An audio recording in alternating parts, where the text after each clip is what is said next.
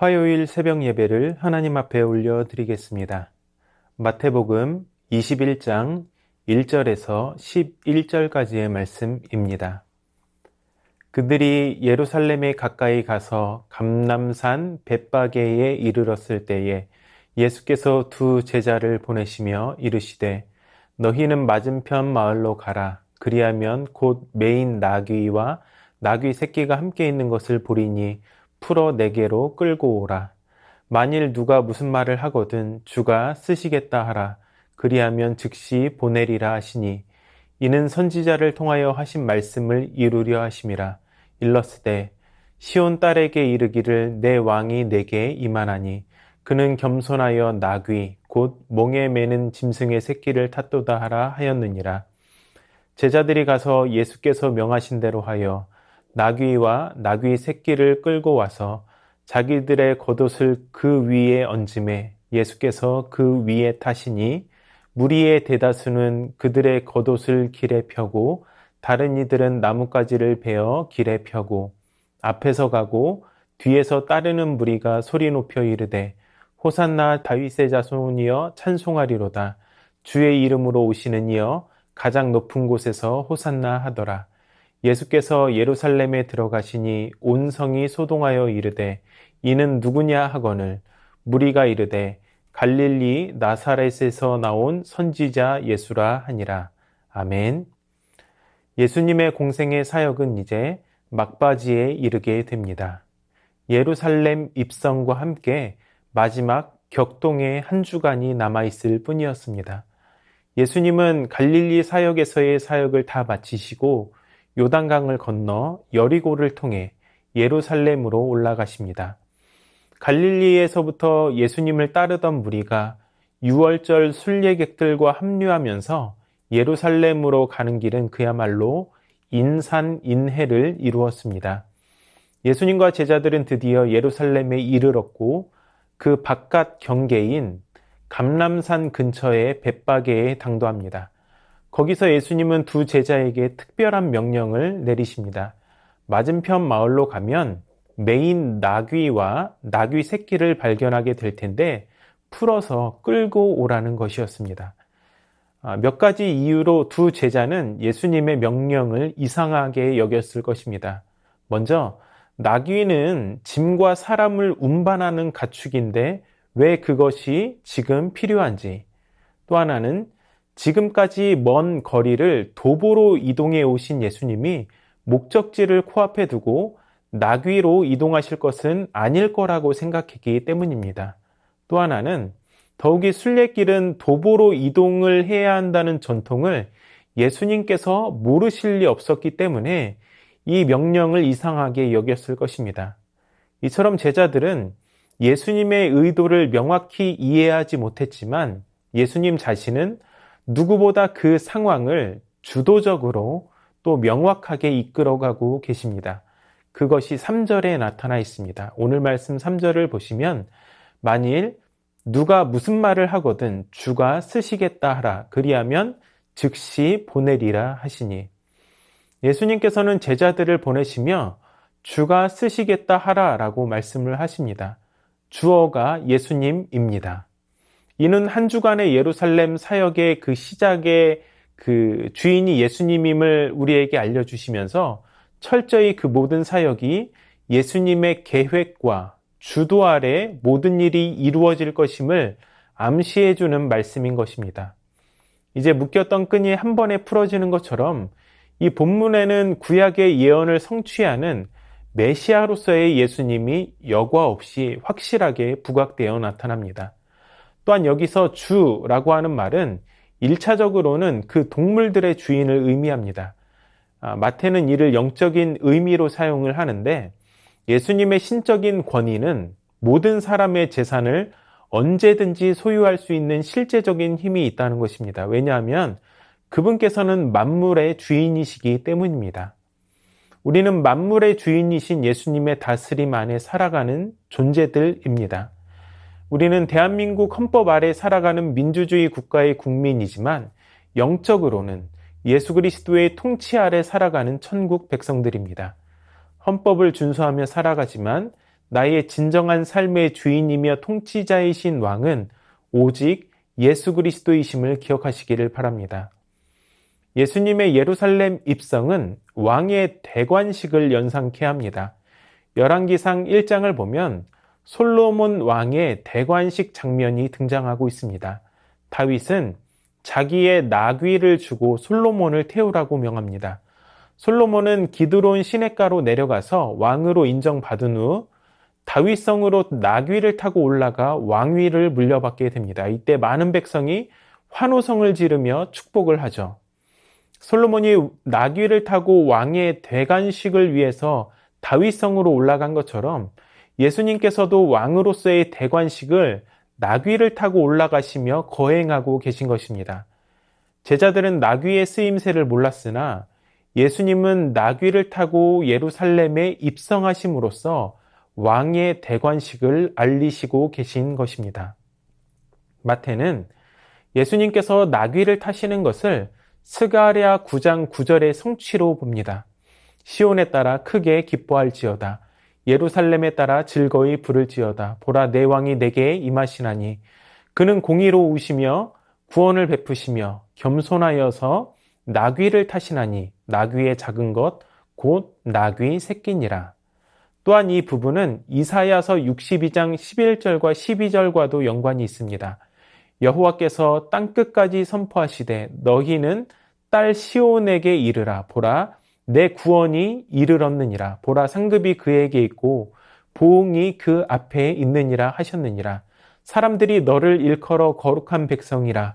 여호와께서 구속하신 자라 하겠고 또 너를 일컬어 찾은 바 된 자여 버림받지 아니한 성읍이라 하리라.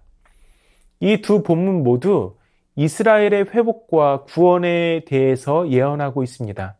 예수님은 화려한 군마를 타고 무력으로 통치하는 세상 나라의 왕과 같이 입성하지 않으셨습니다.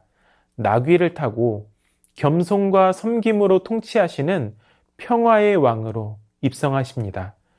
나귀 새끼를 타는 것은 자기 자신을 상징적으로 드러내는 의도적인 행동이었습니다. 겸손의 왕, 평화의 왕으로 이 땅 가운데 오셨다는 것을 알려주시는 것이며 또한 이 부분을 통해서 예수님은 의도적으로 메시아이시고 구약 예언의 성취자이심을 나타내고 계신 것입니다. 제자들은 나귀와 나귀 새끼를 끌고 와서 자기들의 겉옷을 그 위에 얹었고 예수님께서 그 위에 타셨습니다. 다른 복음서와는 다르게 마태는 나귀를 2마리로 언급하고 있습니다. 다른 복음서들은 모두 아무도 타보지 않은 나귀 새끼 1마리를 말하지만 마태는 어미와 새끼 2마리를 등장시킵니다. 그런데 이것이 상충되는 것 같지만 큰 문제가 되는 것은 아닙니다. 왜냐하면 많은 주석가들이 지적하는 것처럼 사람을 태우는데 미숙한 나귀 새끼에게 어미가 같이 동반한다는 것은 그 새끼 나귀에게 안정감을 주기 때문입니다.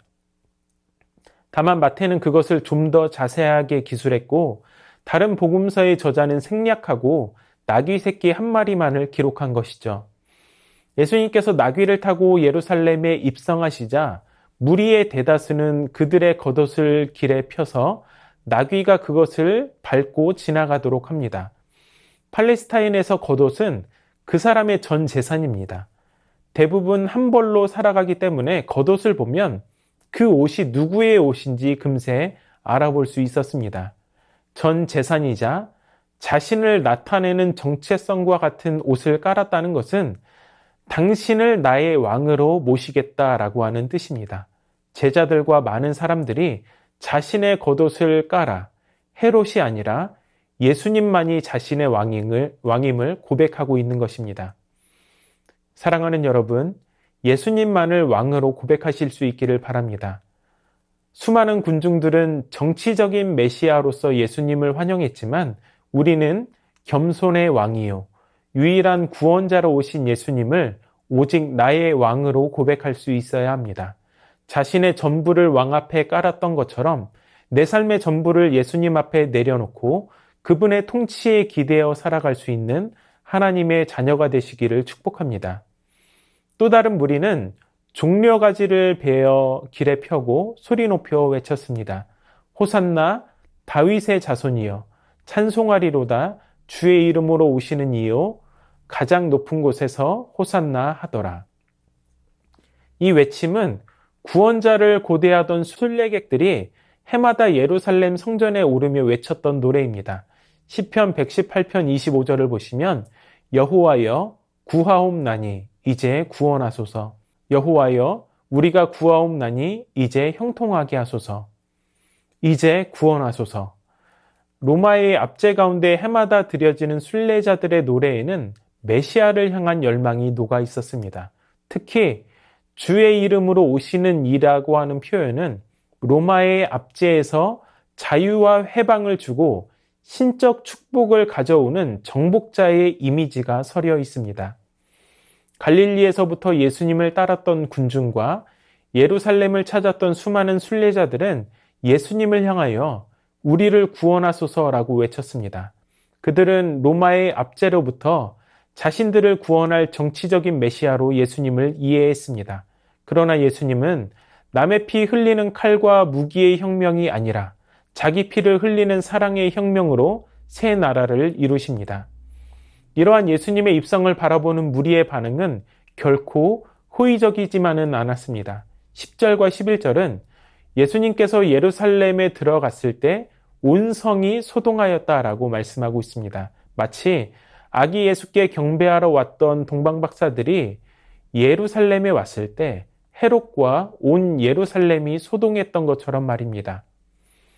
이는 누구냐라고 묻는 군중의 외침에 마찬가지로 무리가 대답합니다. 갈릴리 나사렛에서 나온 선지자 예수라.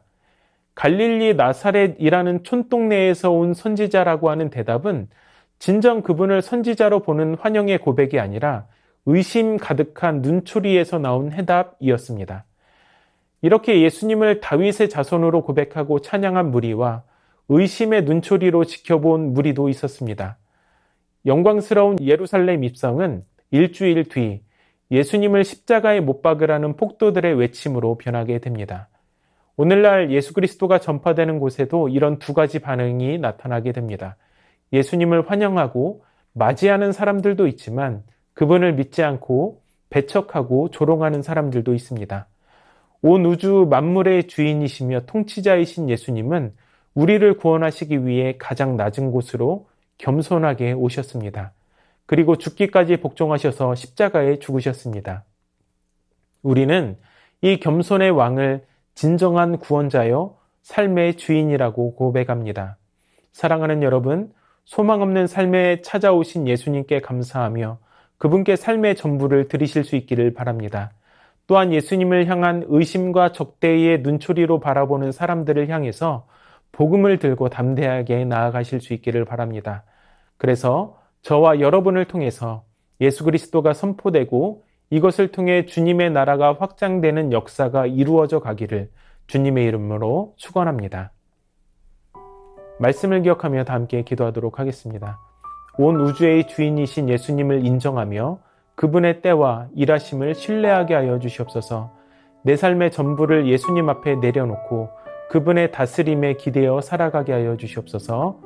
구원자 예수 그리스도를 전파하는 일에 더욱 힘쓰는 주님의 백성이 되게 하여 주시옵소서.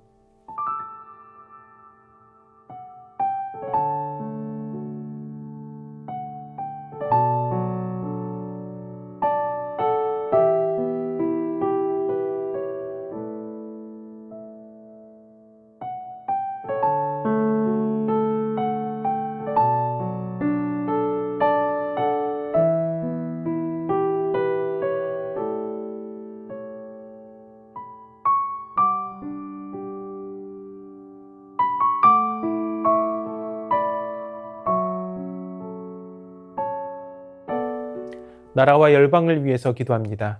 물 부족을 겪고 있는 광주 전남 지방을 기억하여 주시고 알맞은 비와 적절한 대책으로 이 어려움을 슬기롭게 이겨나가게 하여 주시옵소서.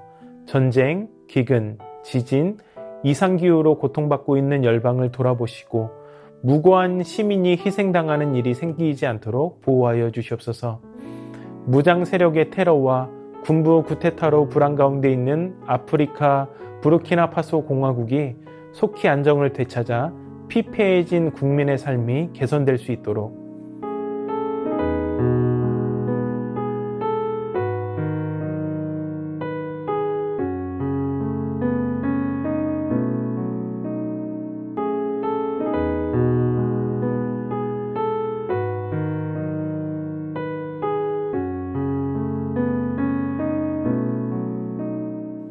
교회를 위해서 기도합니다. 담임 목사님의 삶과 건강을 지켜주시고 사역 가운데 열매 맺게 지켜주시옵소서. 오늘부터 개강하는 새순학당을 통해 성도들이 온전한 그리스도인으로 훈련되고 자라갈 수 있도록 지역사회를 섬기고 돕는 일에 더욱 힘쓰는 새순교회가 되게 하여 주시옵소서.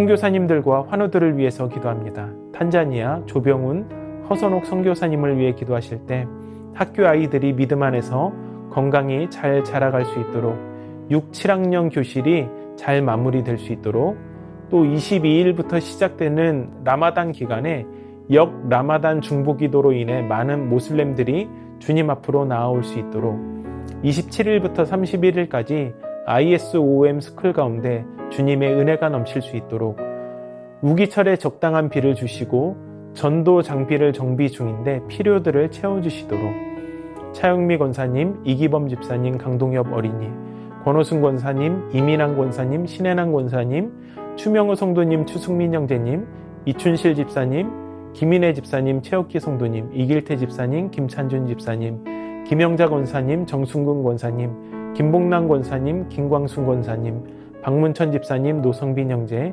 최혜랑 집사님 아버님, 이 시간 선교사님들과 환우들을 위해서 기도하시고 개인의 기도로 하나님 앞에 나아가도록 하겠습니다.